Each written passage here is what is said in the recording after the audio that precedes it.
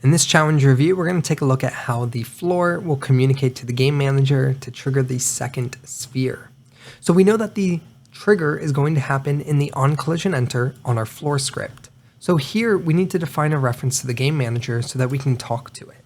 So here we will define a private game manager underscore GM. And now that we can communicate with our GM, we need to make sure we locate the GM. So we're going to take our GM and we're going to equal it to GameObject.find, and I believe it's called Game Manager. And then once I find the Game Manager, I'm going to grab the component called Game Manager off of it. Now, if this is wrong, then we are going to get an error. If we incorrectly locate it, which you can see here, the Game Manager is spelled capital G, capital M. If I run this, it's going to error with a null reference exception because there is no object named Game Manager. It's a capital M. So it's really important that when we find a game object and then perform an action such as getComponent, we need to make sure that it's not null, which means we need to make sure we spell it correctly. So here we now have access though to the game manager. And so what do I want to do? I want to trigger the next sphere. So I need to define the function drop the next sphere inside of our game manager. And so here we can create a function called public void drop the next sphere. And the reason why it's public is so that our floor and other scripts can communicate and call this function. And so if I go back to our floor game object, we're going to trigger the next sphere by calling that function. So we're going to access the underscore GM dot, and we'll call this, where's our function that we just created? Drop the next sphere. And there we go. From the floor, we are now communicating with the game manager and we're calling the drop the next sphere. And now what's going to happen? We need to determine the next sphere to drop. Now, in order to do that, we need to maintain an index of the current drop. So here we're going to say, for example, I can say int, we'll call this current drop. And we'll set it equal to 0. So current drop is going to be 0, and our individual variable here is going to need to turn into an array so that I can use this index.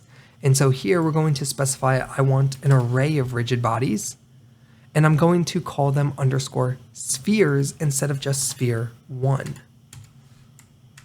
So here we have spheres, we have current drop, and here we are checking to see if spheres, we're going to say if spheres sub current drop, which is currently 0, so the first sphere is not equal to null, then we're going to access spheres sub current drop, use gravity equals true.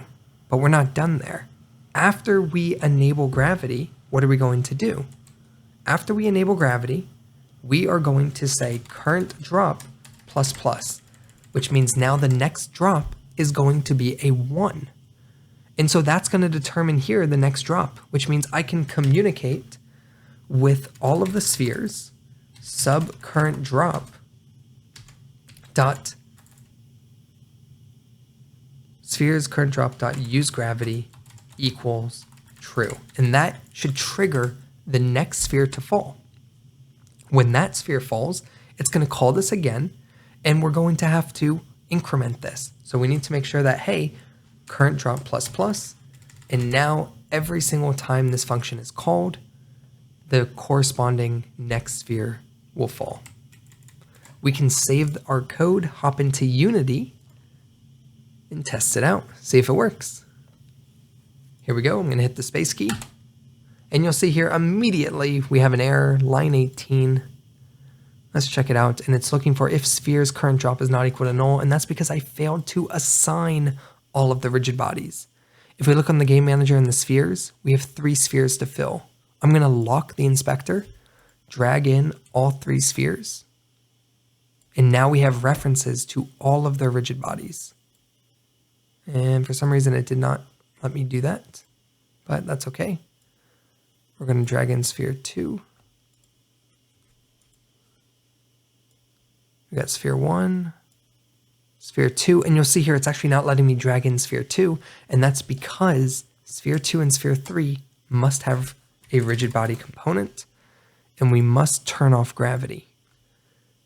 Now I can successfully assign those.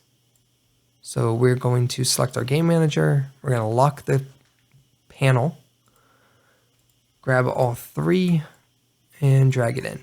And there we go. Sphere 1, 2, and 3. We now have references. We'll save our scene. Hop into Unity, and let's test it out again. I hit the space key, and there we go. All 3 of them have dropped, and now we have another problem. Index out of range. Well, on that third drop, it communicated with the drop the next sphere, and what did it try to do? It tried to access a sphere that doesn't exist, which is why null checking is so important. So we need to check if underscore spheres current drop, we're going to say current drop is not equal to null. If it's not null, then we will go ahead and do all this fun stuff. Let's go ahead here, run it one more time.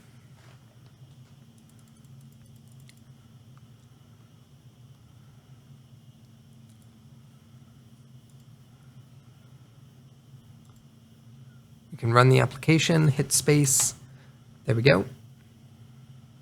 And we still are getting an issue. And it says here, index out of range exception, index was outside the bounds. And it's still angry because I'm accessing an element of the array to null check that doesn't exist. So essentially what we need to do here is we basically need to know, okay, how many current drops are there? Because right now on that very last one, we're basically current drop here starts at 0, then it's 1, then it's 2, and then it's getting called again, and it's 3, and we're trying to access it here, and that's not okay. So it's angry that we're accessing the element in the array. Even though we're null checking it, it's still angry that we tried to check the index that doesn't exist. So what we need to figure out here and do, more so than null checking now, because it's obviously not going to matter, although we should still have that null check in there, because what if the component rigid body didn't exist, for example? That's really what we're checking. But what we need to make sure we do here is public void drop the next sphere. We handle the incrementation. We know internally that there's only 3 spheres. And so what we can do here is we can either define a variable for how many spheres, or we can simply detect if current drop is greater than or equal to, let's say, 0, 1, 2, it's going to be 0 to 2, then current drop is equal to 2. And that is going to prevent it from going any higher. So we can just prevent and limit the current drop. Now, if we go back into Unity here, test this out. 5th time is the charm, we run it, and there we go.